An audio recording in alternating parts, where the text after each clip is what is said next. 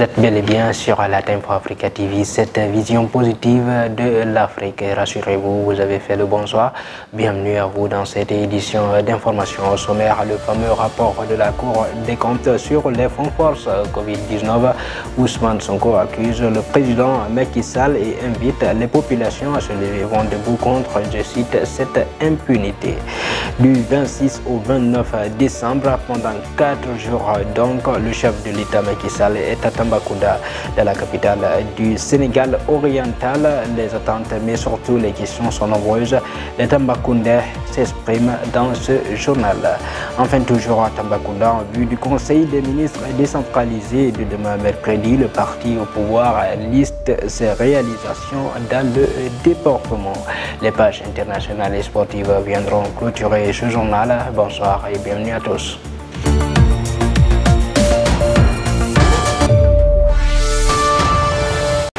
Le rapport de la Cour des comptes continue de susciter une vague d'indignation tant du côté de la société civile que de l'opposition. Mais pour le président du parti PASTEF, les Patriotes, Ousmane Sonko, qui se prononçait sur cette affaire, le président Macky Sall est le principal responsable de cette mauvaise gestion des fonds force Covid-19. Nous suivons le président Ousmane Sonko. Nous avions constaté que la lutte contre la pandémie de Covid-19 demandait un élan de solidarité collective au profit de l'intérêt du pays. Nous avons tous accepté qu'on décaisse 1000 milliards de francs CFA pour ce fait. Et le président de la République, lui seul, sans respecter les procédures de décaissement, il a juste délivré des ordonnances pour dire que tel milliard a été alloué par là, tel autre milliard alloué de l'autre côté, sachant que notre système de santé est défaillant, les patients souffrent, ces milliards devraient être utilisés à bon escient.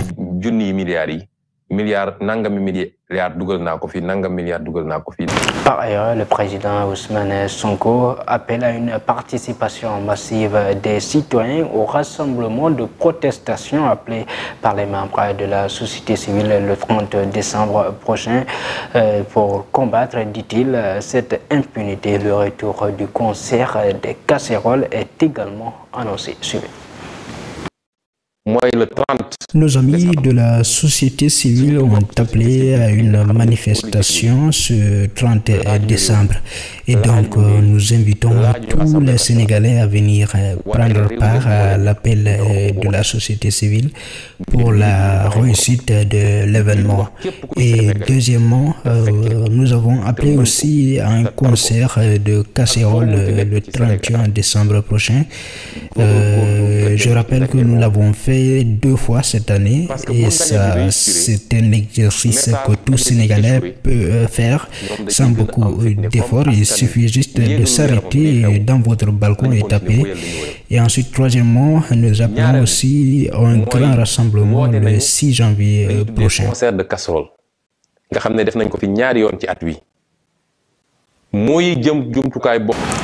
Je vous le disais, dans le sommaire, le président de la République, son Excellence Macky Sall, depuis ce lundi 26 décembre, est à Tambacounda.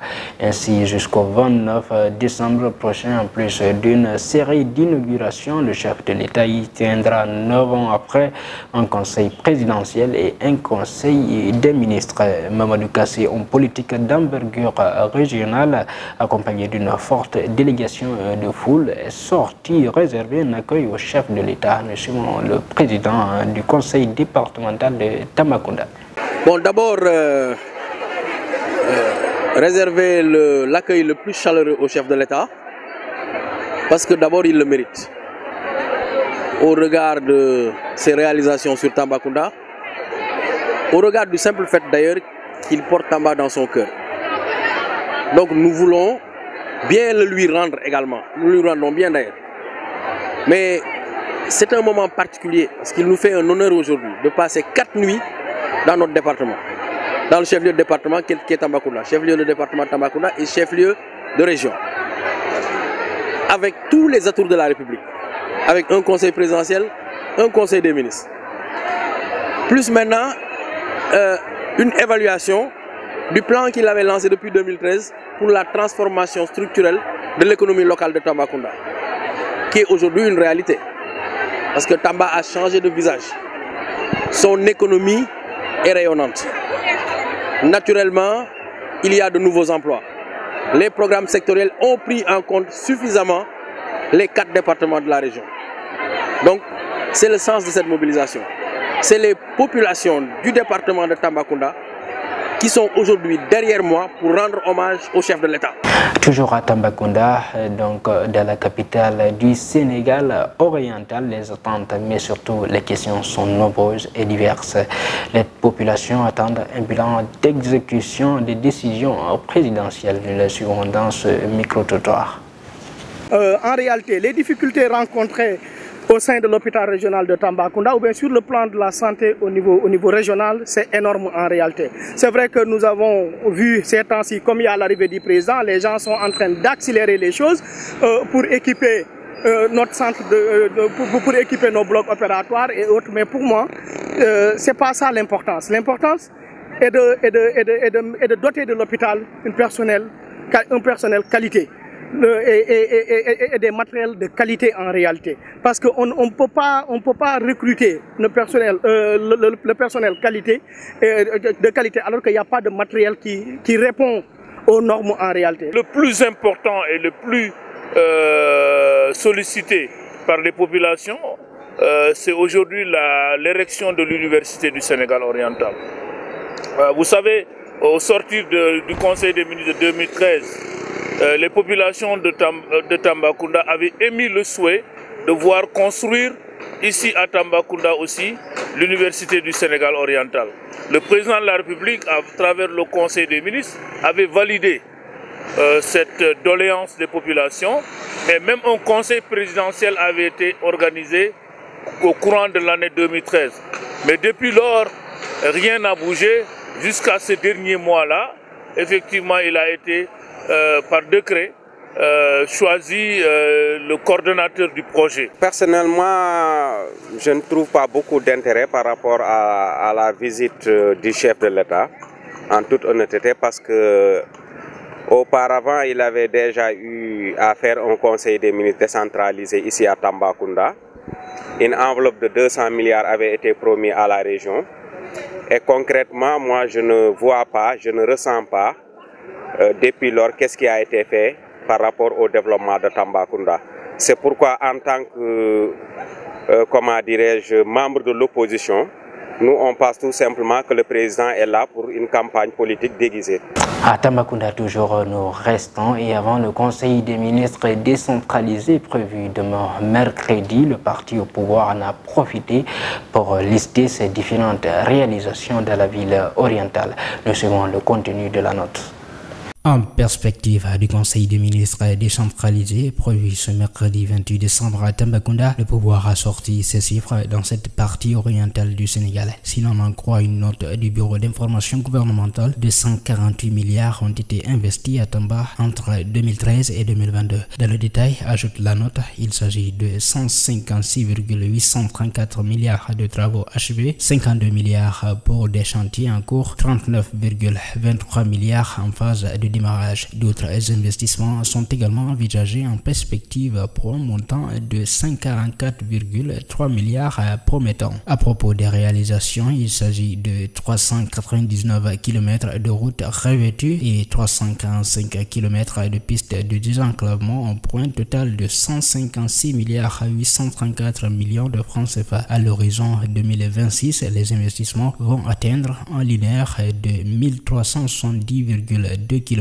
pour un coût total de 425,3 milliards de francs CFA, s'engage le gouvernement. Sur le plan social, Tamba compte 24 886 bénéficiaires de bourses de sécurité sociale, en plus d'avoir encaissé 3 milliards lors des transferts monétaires exceptionnels, sans compter les 22,445 milliards de PDC, pistes rurales hydrauliques, électricité et les 2,481 milliards de la CMU entre 2015 et 2022. La commune elle-même a bénéficié de 11 milliards d'investissements avec Promoville. De façon détaillée, il s'agit de 15 km de voirie assainie et éclairée repartis sur 14 tronçons dans 17 quartiers périphériques peuplés et jadis caractérisés par d'importants ravinements qui impactent 108 666 habitants, 434 lampadaires, un aménagement sur le parking intercommunal des gros porteurs, aire de détente, lieu de prière, salle de restauration. Pour séduire davantage, le pouvoir attribue même à Tamba la réalisation du chemin de fer pour un montant de 1965 milliards, incendie sans cesse annoncé, jamais démarré. En bref et en image, le juge du tribunal des flagrants délits de Dakar a renvoyé le délibéré du procès des députés de Yewwi Askan Wi au 2 janvier prochain. Pour rappel, le juge devrait rendre son verdict hier lundi. Les avocats de la dame Amy Ndiaye avaient réclamé 500 millions de dommages et intérêts.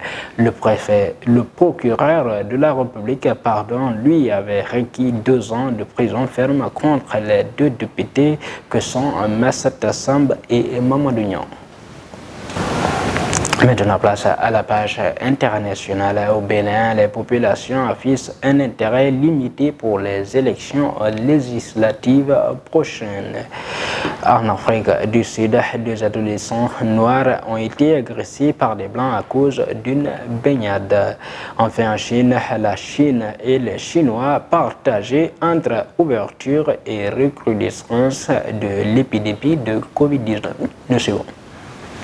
Le 8 janvier 2023, les Béninois iront aux urnes pour renouveler leur parlement monocolore depuis la précédente élection. Contrairement à 2019, l'opposition participera à ce scrutin. La commission électorale a autorisé le parti d'opposition, les démocrates de l'ex-président Thomas Boniaï, à y prendre part pour la première fois. Ce sera donc la première élection pluraliste de l'ère talon. Cette ouverture suscite-t-elle l'intérêt pour le vote à venir? Après 4 jours de campagne, l'intérêt des Béninois pour ces élections législatives n'est pas encore très mesurable. Le Bénin n'a pas la culture des sondages. Les niveaux de mobilisation restent encore faibles, même si les partis expliquent avoir fait le choix des petits rassemblements et de la proximité. En Afrique du Sud, 2 adolescents noirs ont été agressés par des adultes blancs le jour de Noël pour avoir voulu utiliser la piscine d'un village vacances où ils résidaient en banlieue de Bloemfontein, au centre du pays. Une agression filmée qui a depuis provoqué beaucoup de réactions. Plus de 30 ans après la fin de l'apartheid,